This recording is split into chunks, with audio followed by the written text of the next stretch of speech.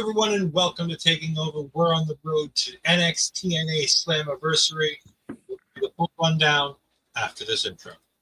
I am in misery.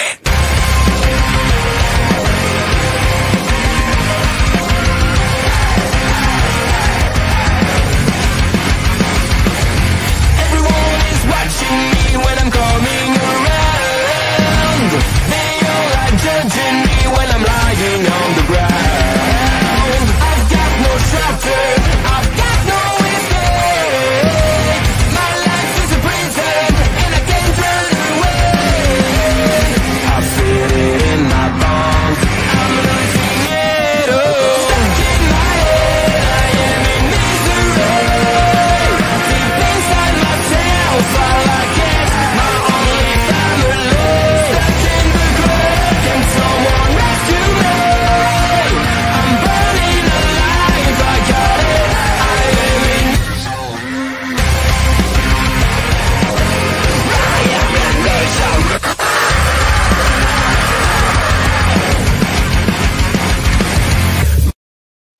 Yes, indeed. As I said, we are on the road to NXTNA Slammiversary this Sunday.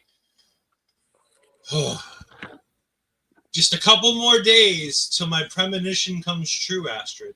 Just a couple more days until I become the premonition. You can't say it like that. You have to say it. I'm not Matt Hardy. I can't do broken Matt Hardy. I tried years ago when it was actually over. The premonition. It didn't go. It did not go well. Come on. No, we do not do this. Happy birthday, Alexis! Yay! Millie is here. Thank goodness. We always like when Millie's in the house. We got Daniel Johnny saying, hello, is it possible NXT Heatwave will be NXT and TNA versus New Japan and AEW, basically counter-programming? I mean, it's absolutely counter-programming Forbidden Door. Let's not mix words about that. However, I can confirm after much effort and having to be a detective, I have secured tickets for Heatwave. Yeah. I am very excited. Really, I don't know if we can be friends anymore. You were never a fan of the broken gimmick? Oh. I mean, it's one of the greatest things. Yes, Astrid Pizarro, the Hollywood Astrid, is indeed here. We were able to. I knew I was waiting for that one. But yes, after so. Here's the drama story, and I told Asher we're going to speed run the show, and now I'm going to go on a 5-minute rant. Oh my. NXT on Saturday announces Heatwave in Lowell, Massachusetts. I'm excited because I live 10 minutes from Lowell, Massachusetts. So I'm like, great. I was a little unhappy because I just dropped $600 on a chair for Mama Fries, and I just dropped $50 to take me and my buddy to Chaotic Wrestling SummerSlam weekend. So I was like, I really could. And then my girlfriend's birthday is in the middle of the month. So I really needed to not spend any more money in August. And then Heatwave came in August. And I'm like, well, shit. But then they released a press release being like, use code NXTTix at Ticketmaster to get your pre-sale code. Only one problem. The tickets weren't available on Ticketmaster. They're on eTix because Lowell Memorial Auditorium doesn't use Ticketmaster. They sell their own tickets on their own. And secondly, and more importantly, NXTTix did not work as the promo code. So I then had to go and continue trying. And instead of getting my front row seats that me and my buddy had logged in my cart at 10:00:25, I had to settle for fourth row seats, which I'm very unhappy about.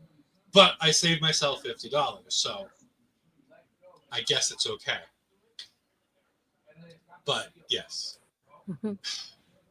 I do not. Let's put it this way: Astrid has about twice the salary OLED does. OLED has the easier work schedule, being able to work from home. But OLED makes nothing compared to Astrid. How would you know that? Because we've talked money before, and I know how much money I make. and I know all the things that you do. So I know for certain you make more money than I do. Probably not. Yeah, so it was a 2-minute phone call that it should have been with my buddy today to secure tickets for the show. Turned into 30 minutes of Ed frantically trying multiple combinations of any promo code he could think of until he finally got the correct promo code and was able to secure tickets for a show. I was gonna say I get to work from home on Fridays. That helps. Okay. I do not step foot in Brockton. I am white child from the suburbs. I do not go in the inner cities. Hell, I barely go to Boston if I can avoid it. Again, more things about touristy things. Ed has lived in New England almost his entire life, with the exception of a 20-month period. He has lived in Massachusetts his entire life. He has never once been to Cape Cod, which is the touristy of tourist destinations in the city. Never been. Hopefully, Ole Day 2026 will be taking place in Boston. We can go ahead and have fun. Because somebody wanted it to be in Orlando this year. We didn't, and now we got no Ole Day because we couldn't agree. Why not? I did not live in Vermont. I actually lived in Wisconsin. I went from a cold area to an even colder area for reasons.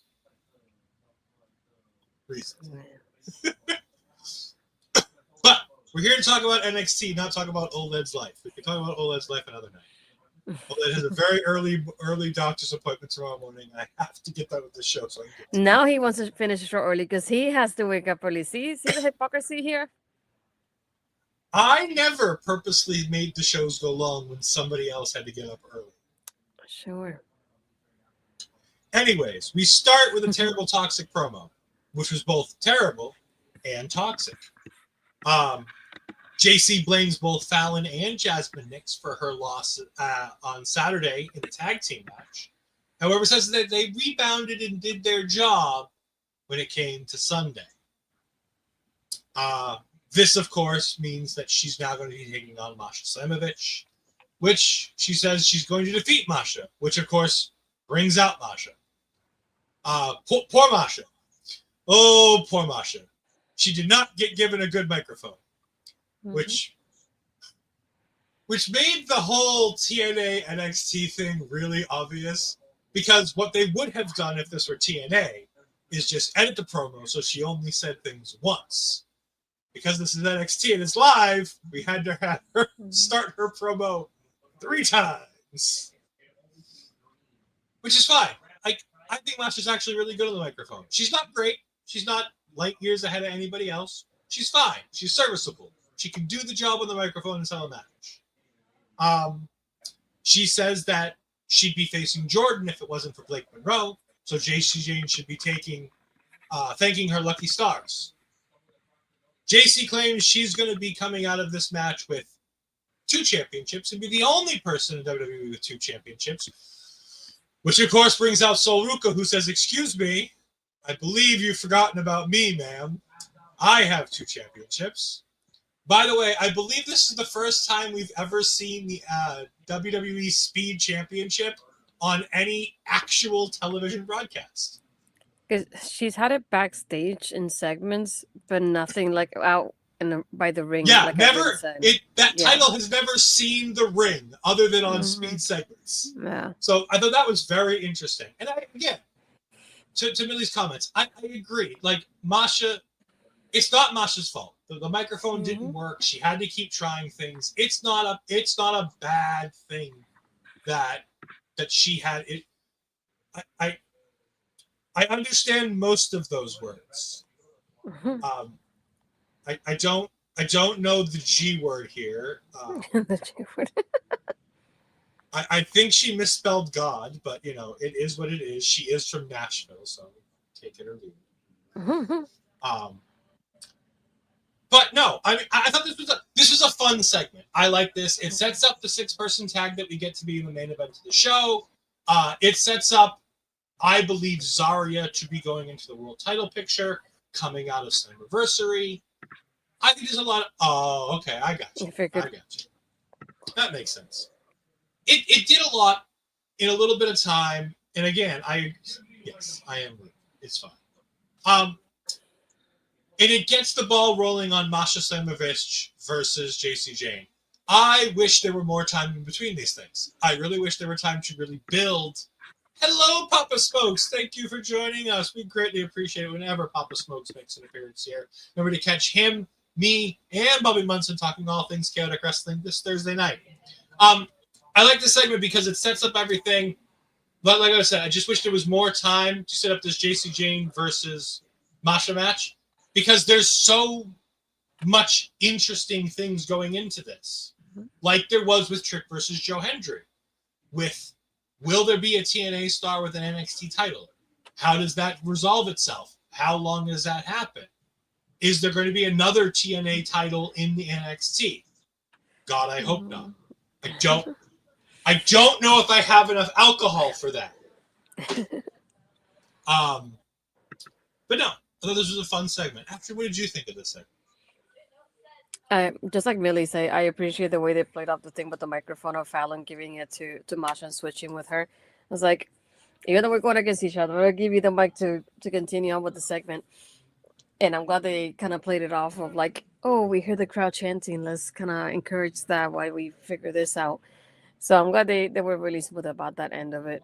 Like you said, it's like I wish it was more of a build-up, but I think what I would have liked it is that if they would have, in Evolution, I think they could have shown Masha in that aspect of it and keep saying in commentary, whoever wins this match is going to go against Masha, title versus title, and then show Masha either backstage or in the audience because she was there based on the pictures on the girls backstage. I just don't remember seeing her. Maybe I missed it, but I think that would have been it. Or even the week before, with the last promo before that, I would have definitely like shown her in the audience and mentioned it somehow. It's like, oh yeah, the winner of this match between Jordan and Jacy, whoever wins is gonna go against her at a Slammiversary. But either way, I like this build up so far that we have with both of them. It made me think of like there's so many possibilities I could do with the ending of this match. So because you could easily have Masha be a double champion, you could end it in a DQ somehow. You see the situation how it goes here between Jacy and Jazmyn in the way that Jacy she goes back and forth and like, oh, it was their fault I lost, and the way she looks at them, and they look like they're fine for now, but you never know what's gonna happen. You know, you don't know when it's gonna really explode, to be honest, in that aspect of it. So there's so many things I could do here. So I'm looking forward to see what route they pick to end this match. Yeah, there's definitely a lot that can happen here.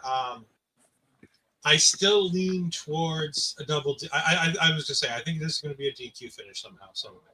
I don't think either one of these women especially with the way the show ended tonight. I don't know if I can believe that there's going to be. I don't think Masha's winning after. We all know go home math. This is the go home. I mean, it's technically not the go home for Slammiversary, but it is the go home for Slammiversary because nobody cares about what's going to happen this week. By the way, the spoiler that I talked about when we talked about this during the Great American Bash post show was that we saw a segment filmed for TNA this week where Jacy Jayne confronts Masha Slamovich, and I was like, well, that kind of signals where that match is going.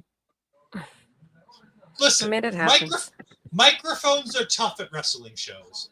Audio issues happen everywhere. I mean, absolutely, Sol Ruca's been a workhorse. They mentioned it during the promo that Sol Ruca did 3 matches in 48 hours, with this show. And again, good for her. It's good to see her getting all of this attention. It's good to see her doing all of this. It's great. There's nothing wrong with that. So here's the thing. They'll never program against Wrestle Kingdom because they don't run at the same time. Like, Wrestle Kingdom runs in the god-awful hours of the early dawn in the United States. That won't be an issue. Running during Wrestle Dynasty, potentially. I'm hoping TKO stops being petty bitches and just doesn't keep running these shows all the time. Not because I want, everything to be easier, but mostly because on the back end here at our local establishment, it is an absolute fucking shit show trying to get all of these things to work together. Because we had 3 post shows that were supposed to happen on Saturday. But because TKO is a petty bitch, which made Tony Khan a petty bitch, we had my post show with Bobby after Great American Bash was over while All In was still happening. And All In was still going on when I was watching Saturday Night's Main Event, which meant that the Saturday Night's Main Event post show ended up getting pushed because of the fact that I wanted to make sure that the All In crew had more than enough time to say everything they want without feeling like they had to rush to finish their stuff. And because of everybody being petty bitches, the timelines just didn't work. No, like I said, look, why was All In so long? Why was WrestleMania 17 hours long before they started doing 2-night WrestleManias? Like, we forget how bad WrestleMania used to be. WrestleMania 35 was literally the first 2-night WrestleMania because it didn't end until after fucking midnight and it started at 7 o'clock. I know, I was there. I was going to say, people were there. I had friends that were there and they were bitching and whining saying that it was hell trying to get public transport because public transport stopped at 11:30. Oh, yeah. Yes, rich people are indeed petty bitches. I should put that on a shirt. Because like I said, it's not one side or the other. It's both sides. TKO started this. Tony Khan kept it going. And again, I don't blame him for keeping it going. I would have too if I were him. Anyways, speaking of petty bitches, we get a 3-part vignette series. We're going to cover them all right now. About the D'Angelo family. I liked these. They were a bit too brief for me because they didn't really cover a lot and they felt like they left out a lot. The first part is all about Tony D'Angelo and becoming the Don and the early days of Tony D'Angelo. And it made me go back to remembering NXT 2.0. Do you remember 2.0? Tear on our faces. We used to drink our tea every week on Love Wrestling. For those that don't know, the precursor to taking over was on Love Wrestling, where me, Ashton, and our good friend Cody used to spill the tea on all things NXT on NXT TEA. And our logo was a little teacup. It was adorable. We loved it. We had a bunch of fun doing it. But it brought back all of that with him facing Tommaso Ciampa, the NXT 2.0 versus the NXT OG War Games match, which I forgot Grayson Waller was on that team. Like, I'm like, yeah, because I remember seeing the War Games cage, and I'm like, all right, that's Hayes, that's Breaker, and that's D'Angelo. Who's the other? Oh, yeah, Grayson Waller. Yeah, it was him. I love how the Redcon guy, I don't know anything about what's going on. Reminds me of the Japanese show in the 80s when the show was 6 hours long and people damn near had to spend the night at the stadium because, yeah, like it's just awful. And again, it's just silly. It's just all of this is silly. The best thing for the wrestling business, for everybody, for TKO, for AEW, for Ring of Honor, for us here at our local establishment, for you at home, the best thing is for all this shit to be on different weekends. Why? Because then we all get to enjoy all the good wrestling. We don't have to do this fucking tribalism bullshit. And we have to watch this, and we can't watch this, and we don't watch this. And God forbid you, if you watch that, you don't watch that. It's just so much shit. Hate it. But the D'Angelo family first one was really good. It was the rise of Tony D'Angelo. And the second one, we get all about Stacks. It's bringing in Stacks. It's the tag team championships. It's the introduction of Stacks to the world. It was a good one. I like this. It again, fun times remembering Tony D'Angelo in the early days of Stacks. Note, there was no mention of Two Dimes in this, which I thought was kind of funny because I think that's what he means about the Ring of Honor guy. Oh, yes, I did. Okay, now I get you. That's the retcon. Gotcha. Retcon. Yes, they retconned him. They did indeed. Yes, Two Dimes was written out of this one real easily. I mean, it's not hard, but it was obviously noticeable that they were like, it's Stacks, the underboss. And I'm like, you're not going to mention the other guy who was here too? And then the third part is the bringing in of Luca, the bringing in of Rizzo, Mhm. and then the fall of the family. The only thing I wish there was more of here was the talk of the only feud that ever mattered with the D'Angelo family, which was the LWO feud. I'm sorry, not the LWO feud, the LDF feud, Legado del Fantasma. They're all the Spanish groups. They all flow together. It's fine. Don't say they're all the same. No. They're all the same. They're all the same. All the groups are the same. WWE treats them as so. Do you remember the days where we used to talk about LDF and how great they were because they were real and they were interesting and they had this like real wholesome energy to it where they were like authentic? And now I watch them on TV and I go, yeah, no, there's no authenticity left. Just none. No. Exactly. The talent talk about how there's no tribalism, how the fans can support everyone. Yet they're the ones who intentionally book it. Yep. Petty bitches, and it's mostly TKO. It's 99% TKO. They are indeed the pettiest of bitches. Yeah, the white man said that out loud. It is what it is. Now, for those that don't know, that is an inside joke because I've said this about multiple different groups.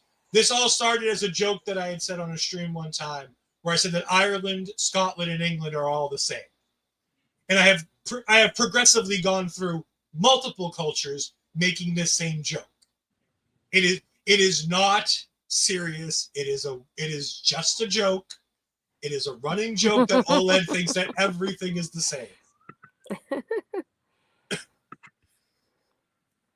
No, she's laughing at all of this because she knew what was coming as soon as I fucked it up. She knew where I was going to go because it's the running joke that I always do.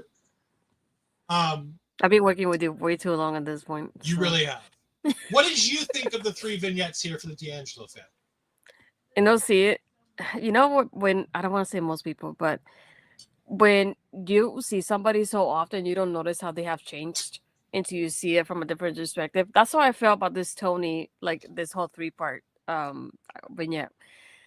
I didn't realize how much he has grown because even though like I'm not saying he should be called up ASAP because I don't think he's got it completely there yet, but to see the beginning from like the chapter 1, the birth of the dawn, and seeing that he looks like a baby there to what he looks now, and it's like I didn't realize how much he physically changed, but it also makes you think about how he has changed as a performer as well, and that's what I could think about with all the 3 segments here.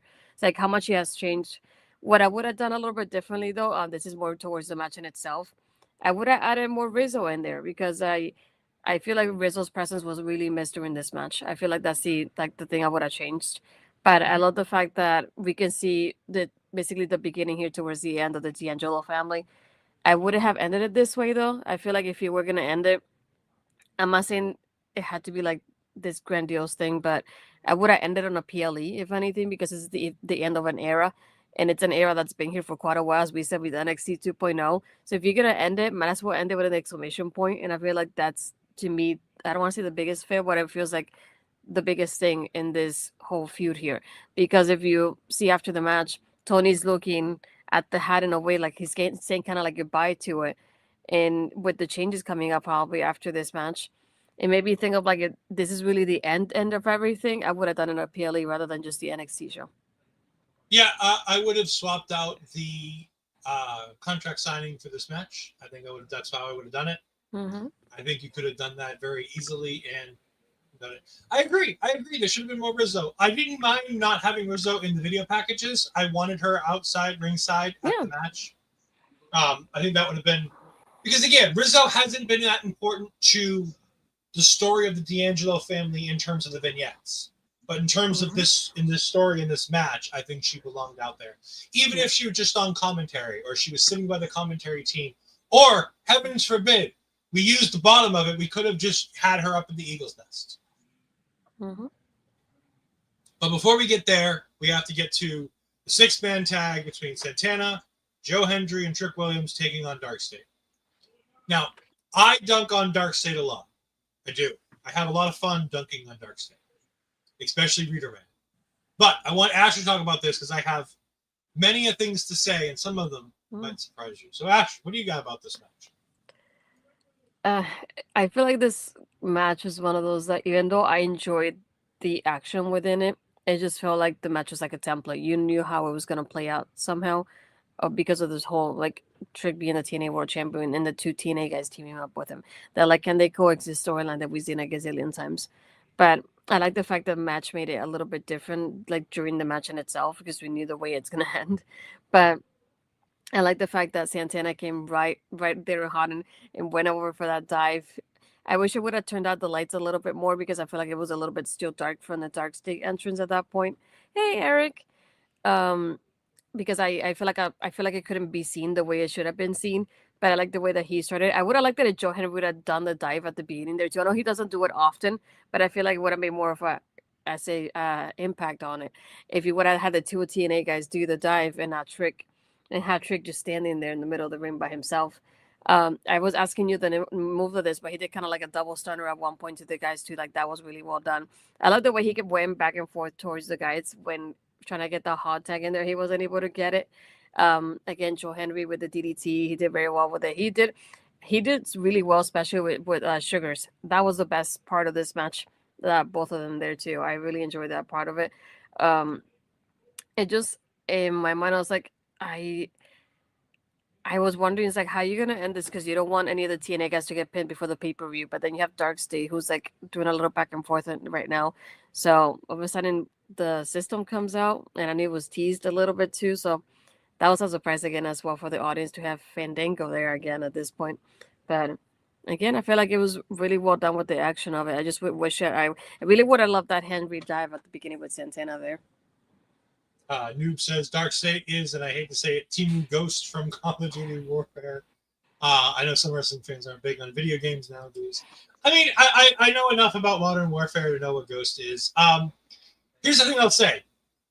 For as bland as the story is with Dark State and how there's almost no story, it's incredible how talented these guys are in the ring. This match was so much more interesting once the bell rang than I ever imagined it would be. I was playing on my phone when this match started because I'm like, all right, we're just going to the obvious conclusion. It's fine. I don't need to pay attention to this. The Dark State guys are so interesting and work so well together. And this core group of three, I think, is the best three we've seen. No offense to Rizzo's boyfriend, Cutler James, on the outside. But I think this three is the three. Reader Man, Saquon Shugars, and Osiris Griffin. Oh, the hunk that he is. These three guys are just sensational. I adore the three of these guys together. Yeah, I do. Every time Osiris Griffin's in the ring, I gotta find myself cool myself off. This man is... He's caramel colored in just the right way. He's sensational. I love me some Osiris Griffin. Plus, I just love the whole name. It's a thing. It's bad. Anyways, no, I love this match. I thought it was great. I do love. Hello, Ogre Lord. Thank you for joining us. I love the use of the system because as of right now, it seems like we're doing Dark State versus TNA. And if that's going to be the story we're going to tell going forward, that we're finally telling a true story with them, and they have a purpose, and it's to try to destroy TNA. I like the fact that it's the system going against them. Why? Because there's four of them. For the first time, we have two groups of four. Oh my God, what are we going to do? Especially if we add Rizzo to this, then it's 5-on-5. I mean, granted, trust me, I'm never trying to get Alicia Edwards in the ring. Yes, I do need to quench that Osiris thirst. It is indeed a problem. But no, I love how well Dark State works together. These guys obviously spend enough time at the PC to really make it work and really get things going in the right way. And the chemistry they have is really good and really interesting. And I love the idea of making this invading force into TNA. I think there's a lot you can do with that, especially with the system. Eric, War Games is a main roster thing now. Unfortunately, we've lost this. We don't get to have it back. However, I think we could get Full Metal Mayhem at Bound for Glory with Dark State versus the system. I think that's the route we go. If we're doing a specialty match, I think it's going to be a TNA style one, and I think we go Full Metal Mayhem, which is basically their version of tables, ladders, and chairs, if I remember correctly. Mm-hmm. But I think that's. I don't think TNA does Chamber of Horrors anymore, do they? I mean, they did it once. I don't know. No. Do not give NXT War Games back. No. Yes, please. I want No. the main roster to do the the Survivor Series regular matches we used to get. I missed those. I want War Games to stay up top with the big boys. The big boys need War Games. We don't need it. We don't need this crap. We can do without it. The less gimmicky shit we have in NXT, the better.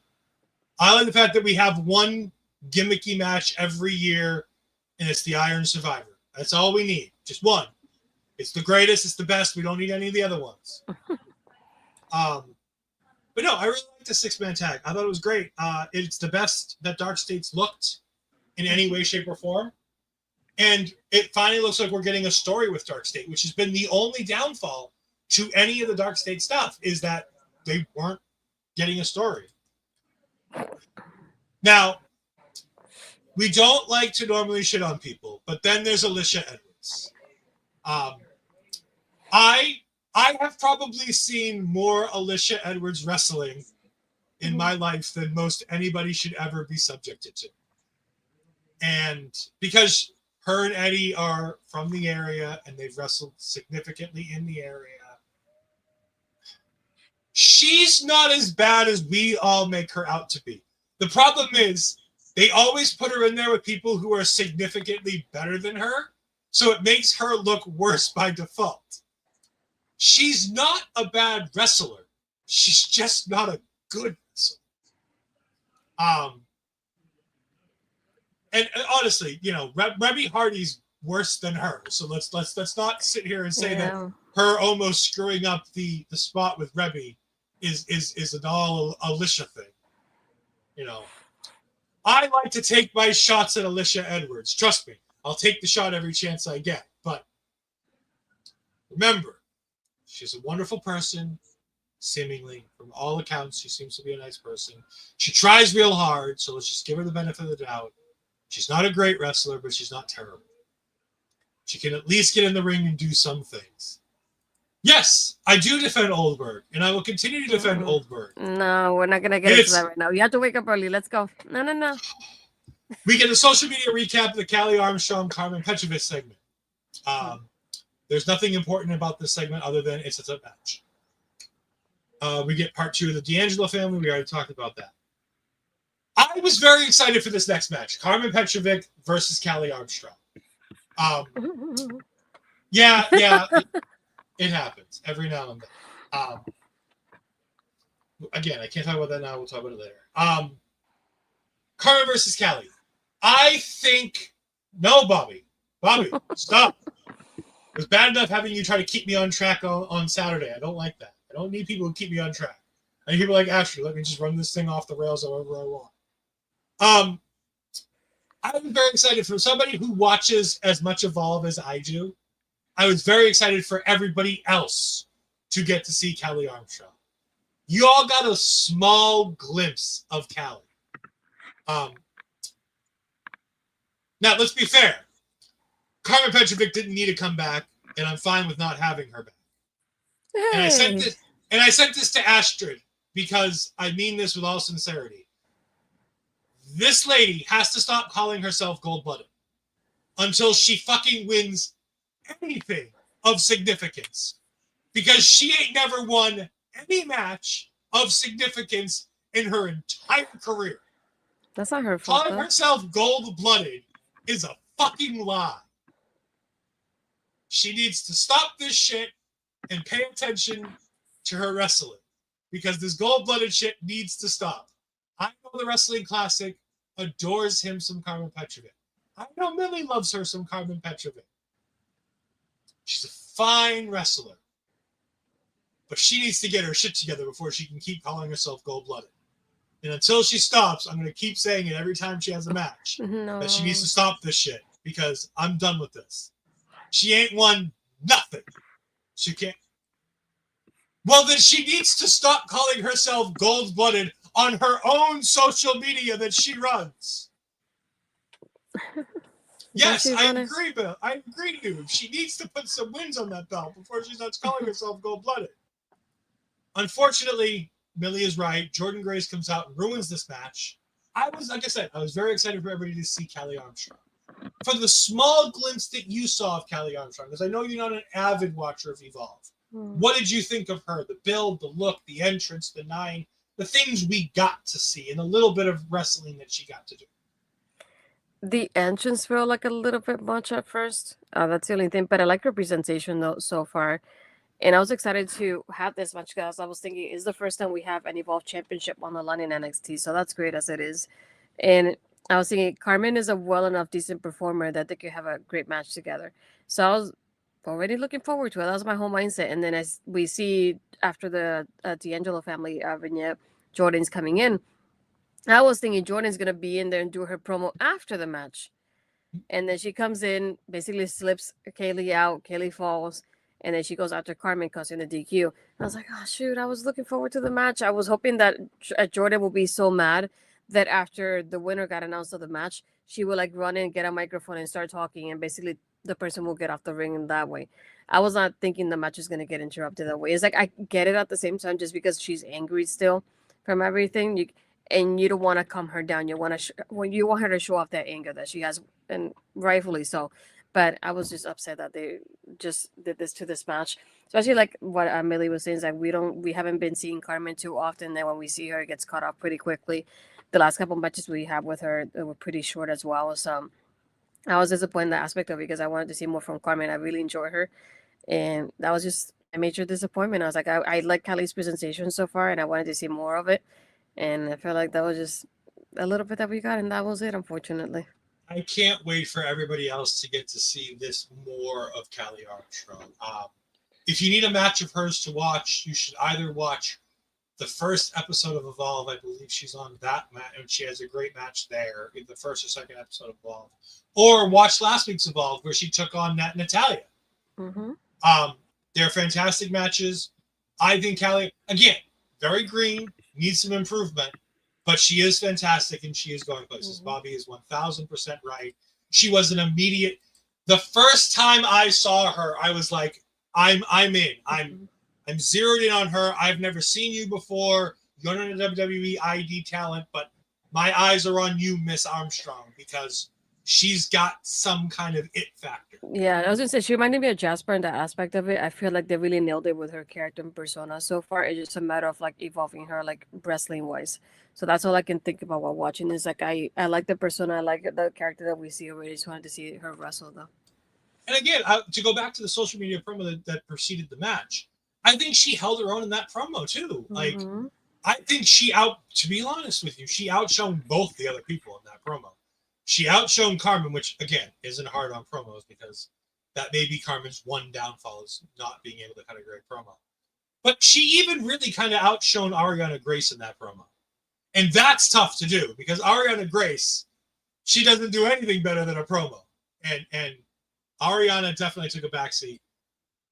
I don't want to be a shill here and say you need to watch Evolve, but you need to at least catch the highlights. You know, make sure that you're paying attention to it a little bit because these talents down here, there's a lot going on with a lot of these talents. They do batch tapings, and there's going to be a lot of good people coming out of this. We've talked significantly about the Vanity Project. We've talked about how poorly they've handled Zeta Steel when it comes to the Vanity Project on television. But they're doing a very good job of Zeta Steel in Evolve with the Vanity Project. So if you do want your Zeta fix, that's where you get it. As we're getting to the end of the WWE ID tournaments, that'll be wrapping up around WrestleMania weekend. Zeta Steel is going out for one of those belts, so make sure you're checking out that show. We've got 2 members of the Vanity Project still up for grabs for the men's ID championship between Bryce Donovan and Brad Baylor are both still in that tournament. So there's a lot of good stuff happening there. So I think catching Evolve, even if you don't watch the whole show, making sure that you're at least running through it on your phone via the highlights, giving it a look every now and then, searching the tag, seeing the highlights on the old Twitter machine. You need to keep up with what's going on there because the talent down there, they're young, they're hungry, and they're ready for more. And if you liked what you saw from Callie Armstrong here, you're going to see more and better when you watch Evolve. Speaking of things I should probably watch in a week that I don't watch, LFG, Undertaker team here. Wait, you forgot about Blake? Yeah, Blake has a singles match next week. She had a vignette from the bathtub. Fine. I really don't care. Every time I see Blake in the bath, I just stop paying attention. Because I just don't care. Yes, to first go to Millie's comment of also apparently Ref Jess is in a mask. Yes. Kalix, I believe, is her name on Evolve. People watch 2 hours of filler on a 3-hour Raw each week, but they can't do 45 minutes of Evolve. Yes. Yeah. I was gonna say, Millie, that's what I was referring to about the Evolution show when she was out for a while. Is because I know she's the wrestler behind the mask. So it's like it makes it even more unrealistic for me that she'll be out for that long. Like, no. Look, sex sells. Like, let's not be stupid here. Blake Monroe has a particular character. And this isn't WWE forcing this on her. If we know anything about Blake Monroe from her time in Japan, from her time on the indies in the UK, from her time in AEW, if there's one thing we know from Blake Monroe is she's going to use the term sex sells to do everything and anything she can to get attention. So there's no problem with her being in the bath. It doesn't appeal to me because I don't care.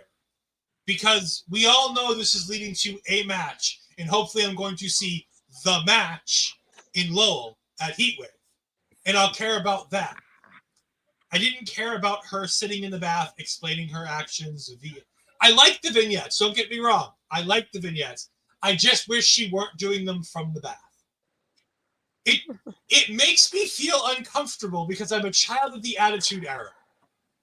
And every time I see her in the bath, just like when I saw Liv Morgan in the bath when she was doing those vignettes, it makes me go back to the Attitude Era and go, oh no, have we not come as far as we have?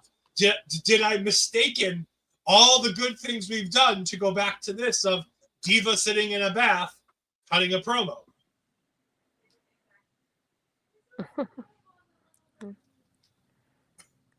So, yes, she's making her singles debut. She's asked Jordan to be there. Fine. Can I move on now to LFG Team Taker? Sure. The only thing I care about in this entire segment, it's not Trick Williams, it's not Shiloh Hill and his fucking missing tooth. That still bothers me every week, considering he showed me on Twitter how to put a fake tooth in there. So why does he have the missing tooth every time he's on fucking television? None of that matters, because Bailey Humphries was on my TV screen. I love Bailey Humphries for a multitude of reasons. Most importantly, because she's going to be the bane of existence of Jada Parker. And that just makes me happy. I can't wait. I can't wait for this woman to be on programming week in, week out. I don't want to admit it, but you're right. HBK was a man of that era. I agree. I agree. Wait, what part, Bobby? I guess I'm lost. I don't know what notification you used. Thank you. You know, sometimes I hate that the chat's a little delayed because we never know what they're reacting. Oh, yes, Humphrey is amazing. Absolutely amazing. And again, she will be the bane of Jada Parker's existence for reasons that we all know.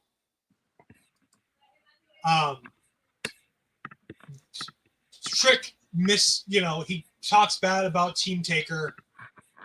Taker calls in the team, and Shiloh's ringtone for him is the American Badass theme, which is so right and so great. And then Wrestle votes after the other.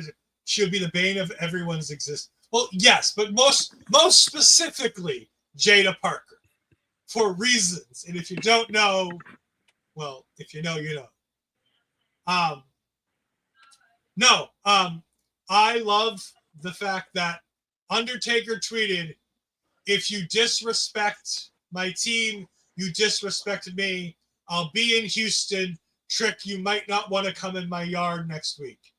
And then WrestleVotes, seemingly trying to get a scoop, goes, by the way, WWE's planning a thing with The Undertaker and Trick Williams. No fucking shit! They just had Undertaker call his team after Trick Williams talked shit about The Undertaker. Of course they're doing something in Houston, you dum-dums. Come on! Report real news! Oh. This was a pointless segment that I really didn't need. It would have been better to just have him call out The Undertaker. It really would have been. Yeah, I mean, they're trying to promote the show somehow because he's like, oh, you guys own LFG. Well, yes, they need to promote the show because I should be the target audience for that show, to be honest with you. Like, that show should be right up my alley, and I've never seen an episode of that show. I loved Tough Enough. I thought Tough Enough was great. I've never once seen LFG at all. I had to ask Astrid who the fourth guy in this segment was because I don't know who he is. I think it's Chris Island, but I'm not sure. No. I've been informed that it's Roxanne's boyfriend, and I'm not sure which one Drake. that is. Not Shiloh, the other one. Well, no, I know it's not Shiloh. I know she's not dating just a toothless man. But I didn't know. But you were like, it's Roxanne's boyfriend. I'm like, that doesn't answer my question. Is this Chris Island or not? So that means it's Drake Moreau, I believe his name is, something like that. Yeah. It's got a bunch of letters that don't belong. It's got like an EAU in there somewhere because he's from the fucking Bayou. But yeah, so I watched it until Taker used this flex to get. Mm-hmm. Oh yeah. Do we think Taker got Michelle McCool on there, or do we just think that Mickie James rubs people the wrong way? This isn't the first time that Mickie James has rubbed people the wrong way in WWE and gotten herself off of the show. It's the first one. I'm sure it's the first one. I'm almost certain it's the first one. I just wanted to make sure we asked the question of whether or not it could be the second one. It's the first one. Ava and Jasper have a nice chat. That's cool. Was it nice? Sure. Jasper said nothing disparaging to Ava. For the first time, he sat there and listened to her, and he goes, he had salient points. He's like, Ava, Ricky was in my space. I didn't come to attack Ricky. Ricky came in my bubble. He was in my zone. So I attacked him. Like, I feel for Jasper Troy there. Like, Ava's reading him the riot act, and he didn't really do anything wrong. He didn't purposely attack Ricky for no reason. Ricky got in his face, and great, it was by accident because Ethan threw him into him, but all the same. But he agrees with Ava, and he's like, look, I just want to make my mark. I'll make it however I can. She goes, you're going to have a match with Ricky Saints next week. And he's like, that's fine. I like that. It was a nice chat. Considering how she gets talked to by 90% of the roster, this was indeed a nice chat for Ava. That's true. I'll give you that. Millie, it's definitely the first one.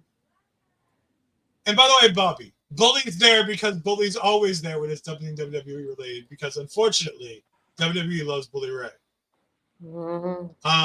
We get a third part of the D'Angelo family stuff, and we get the entrances of Luca and Stax.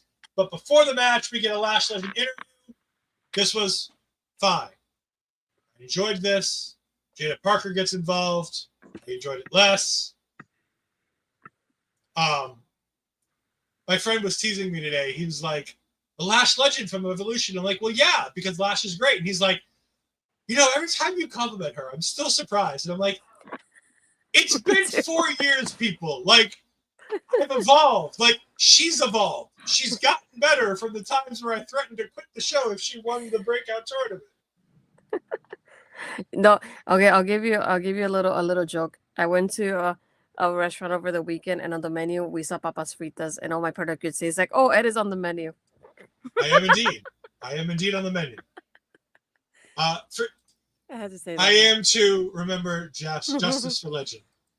For those that don't know, during, I believe it's the first women's breakout tournament, Lash Legend was taking on Nikita Lyons, I believe it was. And I had seen enough of Lash at that point to realize that I didn't like what Lash was doing at that time.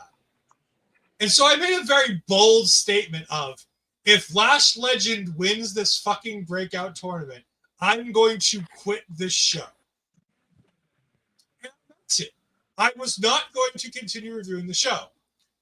There was a backstage story that I told everybody afterwards, where I had talked to a friend of ours who is a professional wrestler who has a mask. You've seen him in the chat from time to time, Chris Parrish.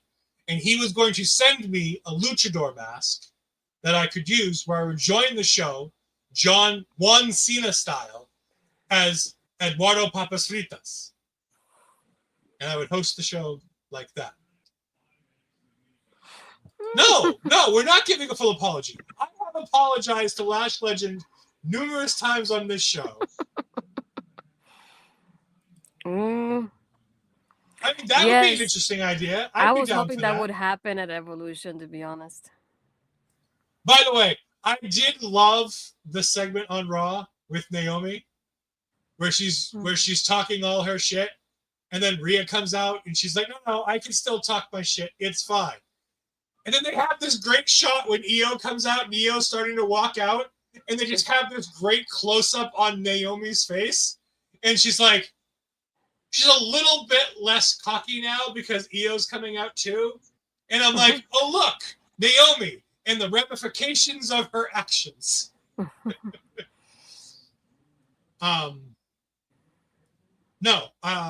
We then, after the Lash Legend segment, we get to the match between Luca, Tony, and Stax, which we've already talked about. This is a good match. Believe it or not, this is actually a really good triple threat. They do a really good job telling fun stories here. The constant story about the crowbar, I thought was really good, with how much history the crowbars played in the D'Angelo family story as a whole. I thought that was really nice to see that storyline come back. Tony D'Angelo spearing Stax through the Eagle's Nest was a great thing. And then throwing him back out again was really fun too.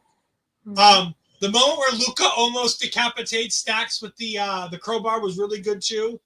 I was happy that Luca got as many moments as Luca got, because I really thought he was going to be, I'm here to eat a pin. And not only that, he didn't eat the pin, folks. Luca got out scot-free because Stax eats the pin. I thought the match was great. I loved everything about this match with the exception of it needed, and I can't believe I'm going to say this, with all the shit I've talked about her in the past two, it needed more Rizzo. I need a moment to recover from this. Hold on. All right. Hold on. I can do that. I can give you a moment. Yes, this match needed more Rizzo. Clip it, Bobby. Clip it. 53.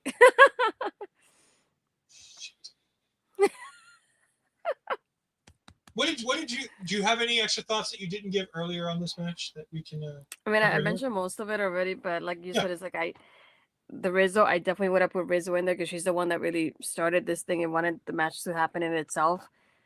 Her presence was missed during this match. If it's really the end of the D'Angelo family, why not have everybody present there? I would have loved her to see her reaction to whoever won, like before it, but like whoever won when they won the match.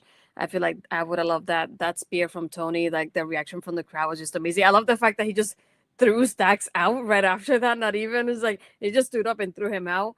That was just incredible. Like you said, that part with the crowbar there too. I like that this time it's Luca doing it. It's not just Stax as it was before. So it changed a little bit there. But yeah, I was expecting Luca to get pinned, not Stax in the end. So that was something different for me. And I sent it to you, the picture of like that I was mentioning earlier of like the way he's looking at the post that has the hat there. It's like, is it really that point of view of like showing you that that's the end of an era by like not only him winning the match, but like him looking back at that, what it's gonna be his past. I'm looking forward to see what he does next now because of it. Yeah, I loved that shot from the position of looking from the hat down to Tony D'Angelo. Mhm. I made the mistake in the first week that we saw the vignette for Tony D'Angelo saying that this character would never get over. I was wrong. I think Tony has done such an amazing job from here to there.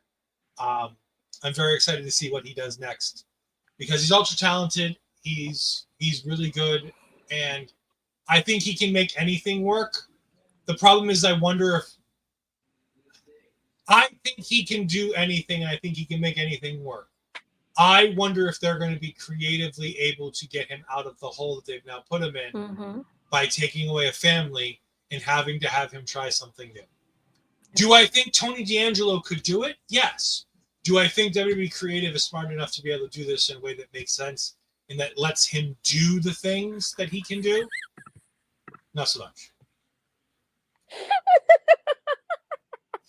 Now, we also have to, lately, we have to define lately. These things were said pre-pandemic, I believe, right? Oh, really? That was the comment of the night. That was great. Most of these things that I've said that are stupid that I've had to eat crow on are things that I said 2, 3, 4, or 5 years ago. Well, I started working with you in 2021, so. Okay, so 4 years ago. It's been a while. After we've been working together so long that it feels like we've been working together for 10 years. Tavion and Ren backstage. This is the exact segment that I wanted. If you didn't see her Wednesday video on social media, you should see that too. I thought that was a really great video for her because it did. I wish they would have played that here because that video did a really good job to establish what's going on here. I loved this segment. What did you think? Because I know you and Millie were very much on the we need the very serious Ren Sinclair coming out of this. What did you have to think about this segment? I feel like it's a good preview about it seeing more of a. I like the fact that when she talks to him, he's like, "Oh, it's not about wanting you out, but it's like, how are you gonna be a badass if you're injured?" And I like how she pointed that out to him. It's not about keeping you within the group; it's about you staying healthy. And she's like, I was just thinking about you. I wasn't thinking about the group when I did that. And I like her response to it. And like you said, I would have definitely played that in here because that more serious aspect of her, it's not entirely how I wanted it to go, but it's a good transition to the right direction. And I like seeing this part of it here. She also revealed that she's the opponent for Blake, and that's when I went, never mind, my girl's losing next week. And her whole state on top of it. Dead woman walking. She is the only way she wins this match is if Jordynne Grace attacks Blake Monroe. And even then she loses the match, so it don't matter. Yeah, I was so happy. She's like, "Oh, have a match next week," and I was like, "Yay!" against Blake Monroe. Boo. That was my reaction right there, and I was like, "Oh, you're losing, and in your home state. I don't like this whatsoever for you." And I know Charlie came in, but I didn't take note what he said to Tavion though. Yeah, I didn't care about the stuff that Charlie said afterwards. Yeah. Charlie's basically rubbing it in, being like, "Hey, Tavion, you don't have to stop talking because I'm here, and hey, we can keep this up next week," knowing that Tavion can't keep doing this anymore because that's not how this works. Tavion's going to be a man of his word, be part of the group. Before I talk about all of this, I do want, she did indeed manifest Serious Red. I literally yelled in excitement, a hint of Serious Red, and then saw the match. I went, shit. Yep. Ashton, I want you to talk about this next segment. The top of the hour segment here, Briggs, Inamura, and Obafemi. I mean, and this is probably the torture moment for you when you have all your favorite people in the ring at once. I'm not a fan of necessarily of Josh inserting himself the way he did, but it's something that needs to happen based on the ending of the match and how he got involved within the match in itself. So it does make sense. It's just funny though to me that he's like, "Oh yeah, Inamura's he's too nice. He shouldn't be in the title picture. I've been here long enough, and I've had like match of the year, and I still don't get into the title picture, but he does." And I was like, you can see this kind of seeds getting planted now for a while now of him being jealous of Inamura. So it's I like the way it planned out because I prefer something like this over him turning during the match to Inamura the way probably most of us would have thought it would happen, because I feel like it happens often in NXT that way. But that makes Obafemi come out, that makes Inamura come out as well. And the fact that at first Oba and Briggs are the ones fighting, and then Inamura is trying to stop it, but then I think Briggs hits him, and that's what ends up causing it to like this back and forth. So it also makes it seem like he's kind of jealous of Inamura, but he's also fighting with Oba, kind of forgetting Inamura as it's there to begin with. But he once he hits him by mistake, it's when he reminds himself that he's there. I loved this whole segment. Obviously, I love this segment. Two of my favorite boys. But I want to focus on the other guy in this segment. I want to focus on Josh Briggs. Josh Briggs has been very forgettable. But that's because they've handcuffed Josh Briggs. Because heel Briggs is best Briggs. And tonight, his work on the microphone was really good. Him talking as the jealous ex-girlfriend while trying to make it seem like everybody else in this segment was crazy but him. Chef's kiss. I loved everything about this. Because Briggs is right. He's been here for about 4 years. I don't think he's ever had a one-on-one match for the championship. And if you're going to give Obafemi, kind of forgettable opponents, Josh Briggs is a wonderful forgettable opponent you can give him. But heel Briggs is just so good because it lets him be a little cocky. It lets him be a little bit arrogant. He's not a great heel in general, but he has a much better vocal range as a heel. And we saw that tonight. I love how Oba comes out and he's the one who points out, he's like, you're a jealous bitch. Why are you doing this to your buddy? You shouldn't be talking like this. And they go back and forth, and Inamura is confused, and Oba says Inamura deserves another shot, and Josh Briggs deserves nothing. And I love that. It was so great. Inamura cuts off Briggs and says, I'll do whatever it takes to win the championship with honor. And that's it for Briggs. Briggs can't handle it no more. That starts the brawl, essentially. This is a very useful segment. I wish this type match wasn't happening next week. They are hyper-loading this Houston live show to sell tickets because they decided not to sell tickets quickly, which is a mistake. I think, and again, I want this match at Heatwave for selfish reasons, because I want to see this triple threat at Heatwave for selfish reasons. I still think I'm getting Obafemi versus Inamura 2 at Heatwave. That's where I think we're headed. I think Briggs eats the pin here, or Inamura eats the pin here, but Oba says, I've still promised you another shot. This isn't the shot you get. I'm going to give you the shot at Heatwave. But it's just great how Oba continues to be able to come across so great and so wonderful. And he had a little extra pitch in his giddy up today. He was feeling himself today, and I loved it. Speaking of things that made me happy, we now have a segment that makes Ashton a very happy girl. Ethan Page is here. He talks about Canada Day. He talks about July 4th. He talks about the Great American Bash. He's going to have a celebration next week. Ashton, what did you think of the match? Having gone back and looked, what did you think of? Oh, we'll get to you in just a second. Hold on. I would like to point out that this was more holding back Inamura than was Briggs, and it was hilarious. I mean, yeah. No, but I think heel Josh Briggs is a main event level talent. Like, we've forgotten how good Josh Briggs can be because he's been stuck as a tag team guy with Brooks Jensen.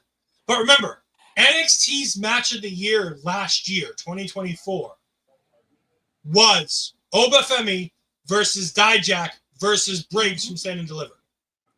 There's a reason why that's important, and it's because of the fact that it was the three of them. That was a coming out party for Briggs. that they did nothing with. And I'm sad that they didn't.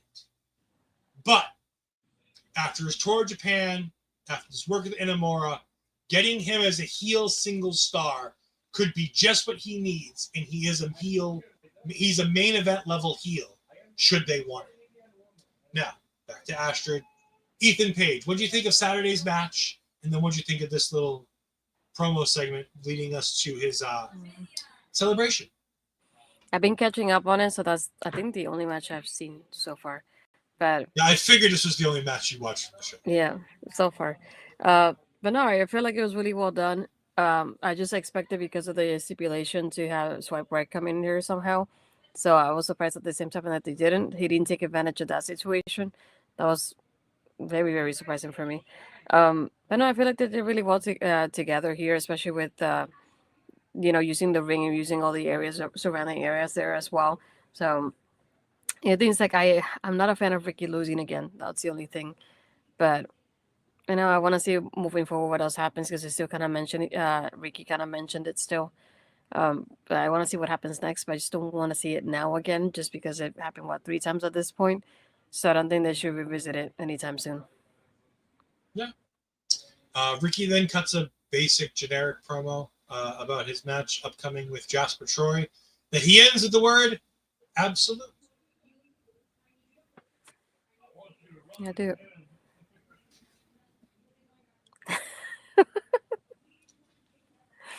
There you go.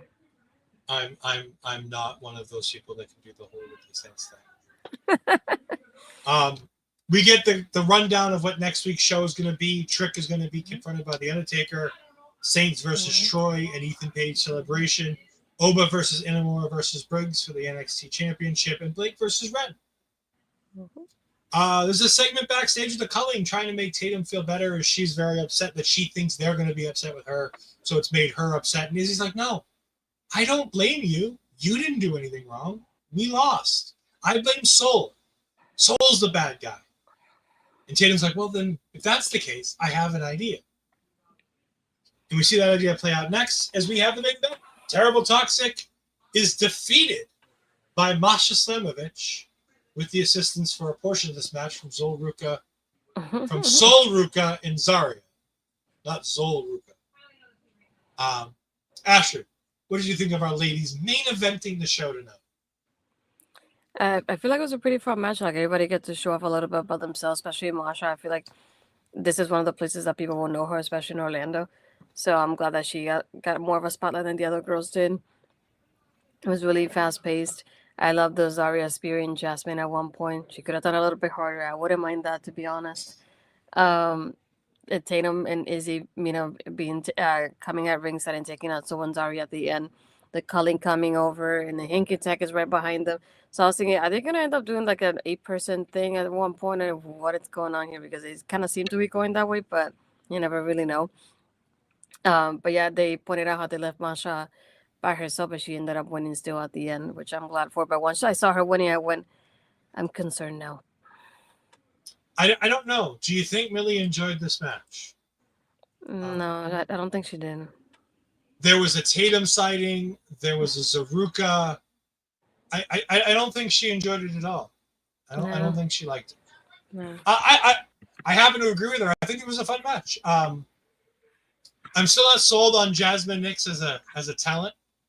I did, however, she did the one really good thing with the Nix kick. The Pele kick. That's all she does. Yeah. Well, she calls it the Nix kick. I know. Pele kick for me. AJ, forget about Jazmyn. Anyways, she does that, and she starts celebrating, and you could just hear Booker T. And I swear, this is the LFG coaching him. Stop celebrating! As she then eats the spear. This is great. I love the Culling interference here, because again, they're just sticking their noses in it. And Sean Spears is so great, because all Sean Spears is doing is yelling at them to pay attention to the ring. He's not even yelling anything mean to them. He's just telling Sol and Zaria to pay attention to the match that they're in, which is just such good stuff from the cult leader version that he is. I mean, I'd be that. But let's put it this way. Tatum is starting to lose points for me now. Because now she's stolen Lyra's wings. Izzy's a bad influence on her. She just stole Lyra's wings. Yeah. But no, this match is great. And the fact that Masha getting the win isn't a problem. Masha holding up 2 titles is a bit of a problem. Masha having pinned Jayne is warning, danger, Will Robinson, danger. Yeah. Because that makes me feel like there's a rubber match of this coming. And then that means that hold on. That means that Jayne might be a double champion come next week. I don't want that. Yeah. I'm now terrified of this match. I was certain that it was going to be a DQ finish. And then Masha pinned Jacy here, and I'm like, oh no. Yeah. Oh no. And then she held up both championships. And I went, oh no. Oh no. And then I went, I'm scared. Yeah. I always drink when I think about Jayne adding more championships. If you haven't seen, we should make a compilation at some point of the SCW channel. The night Jayne won the championship. Every time that I have to talk about Jayne adding gold or retaining gold, and how that makes me drink. We're going to do 2 things here. We're going to do 2 real quick things before we head on out of the night. Slammiversary is this Sunday. For those of you that are so inclined, you should get this pay-per-view. This is a pretty damn good card on this card. I'm going to run down the entirety of this card just because I can. And me and Asher are going to give some quick, off-the-cuff predictions without thinking about it. So, we'll start with the Elegance brand. Ash by Elegance and Heather by Elegance taking on the Eye Inspiration. Inspiration. Yes. Okay. I agree. I believe the Inspiration will become the new Knockouts Tag Team Champions.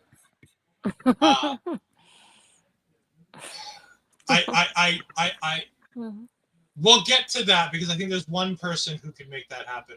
We'll get to her in a minute. Mustafa Ali versus Cedric Alexander by the master plan of Tasha Steelz. Who do you think, Ashford? Mustafa. I think Cedric. I don't think you bring Cedric and have him lose. I think Cedric wins this match. I think Mustafa Ali can afford a loss. I think that they've been doing a lot with the breakdown of that group. And I think if he loses here, I think it pulls an interesting little card about, Tasha is doing this to strengthen the group. And this is the one guy that Ali can't beat. I think it makes sense that Ali still can't beat him. We have the Racists taking on Indy Hartwell.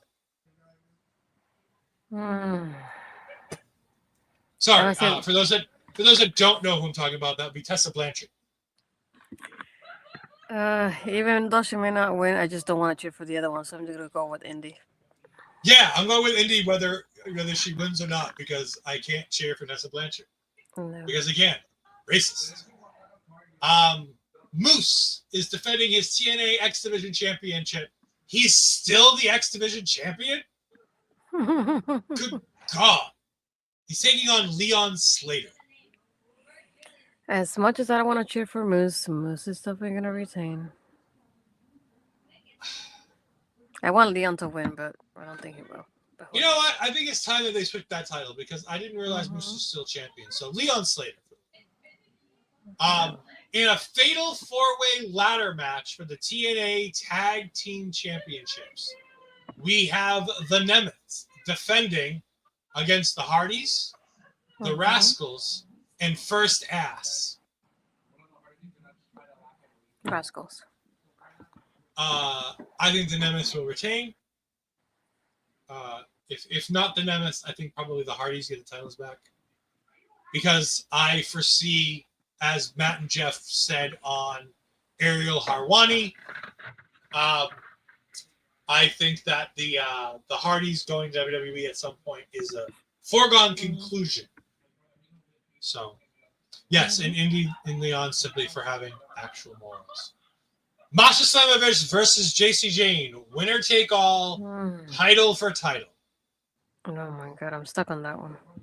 I'm going to predict that Masha Slamovich wins this match because I can't afford to take another drink of alcohol and say that Jacy Jayne wins. I wanted to double DQ. Sorry.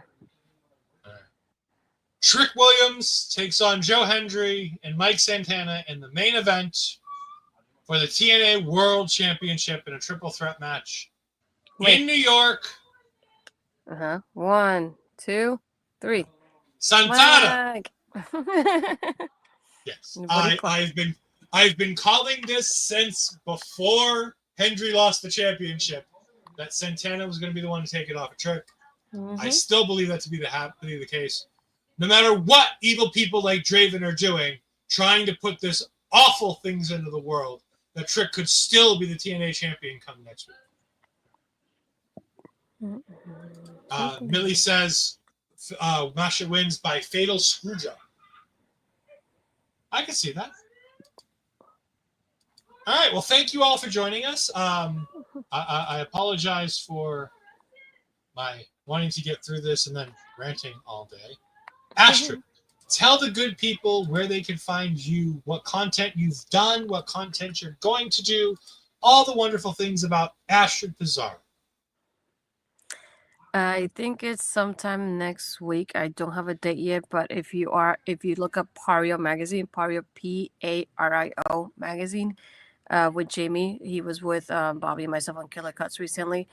We recorded yesterday for the anniversary of the Scary Movie. So we're talking about a little bit of the Scary Movie, what the movie was like and what we're expecting or hoping for is Scary Movie 6 coming up. So you'll see that on their channel pretty soon. I know Bobby and I will be recording pretty soon as well. So 2 more Killer Cut episodes should be coming out pretty soon, hopefully. As we have, I know what you did last summer that is coming out this weekend. So hopefully. I would say Jennifer Love Hewitt looking fine on the red carpet for that movie, let me tell you. Calm down, sir. Calm down. You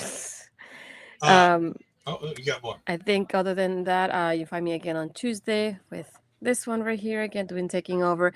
I do have the Evolution post show and the predictions if you haven't watched them yet on my channel as well. And yeah, if you haven't yet, go subscribe, hit the like button on the videos. You can find me on Twitter as Astrid Pizarro and the Instagram and Threads Astrid Pizarro 20 and my TikTok that I often don't talk about too.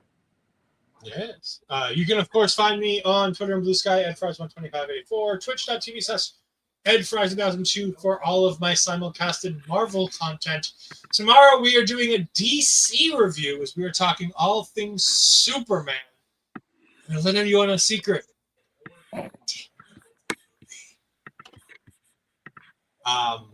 It is indeed a movie. There are some good things. There are some bad things. You can catch me, Andre, and rumors are the host of Marvel Talk herself, the Empress Peggy, should be joining us as well. So I'm very excited for that. Yes. We all know that only people come to see Peggy on Marvel Talk. So you can also catch us the following week as we have the following weekend as we will have our review of the Fantastic Four coming out. So that's very exciting. I'm very excited to see that as well. And of course, we'll be getting back into the swing of things on Marvel Talk with MCU rewatches on the MC Rebound episodes. We're up to Black Panther. We're putting that on hold for a little bit while I try to go ahead and round up some guests because I don't like the idea of 2 white guys talking about Black Panther. I think that might not go well. So we're going to find some friends to talk about that movie with us. For myself, All-Edited Fries, the bringer of trouble, the natural, Astrid Pizarro. Thank you all for joining us. We greatly appreciate it. We will see you next time. Goodbye. I am in misery.